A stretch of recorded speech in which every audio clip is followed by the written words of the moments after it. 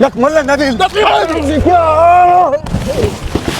حول الكمية توقع من الكيكة بي ويرجع على الكيكة من جديد ويوفر منطقة كاملة مال كيك لترند مال منار جودة عالمية والصنع عراقي. هذا أغرب كيك ممكن تشوفوه. ليش على كيكي؟ أول شيء الكارتون تجي بيها 6 باكيتات مشكل، وأول مرة بتاريخ الكب كيك بالكرز وبالبرتقال، يعني صار مو مثل الباقين 4 نكات و5 7 نكات يكمل. بس باعوا لي الشكل الخيالي والباكجينج العالمي والطعم مالتها نهاية العالم. يربوها وادعوا لي. تأكد لي من سعرها مو معقولة هاي يا بربو. الحشوة شلونها على كيكي بس ذبحوا لي. حيا راح تحبوها انتو واطفالكم، ريحتها خيالية تموح بالحليق، وبالله الكريم هاي الحشوة اللي بداخلها بس باعوا لي الكمية توقع من الكيكة بي عالمية والله، ريحتها طيبة يا ابو بني. هشت مع بالحليب. تخبل ابو بنين. صالحنا الملا والساهر والحمودي، وبيش راح ابيع الكيك. شفتوا لي الاشكال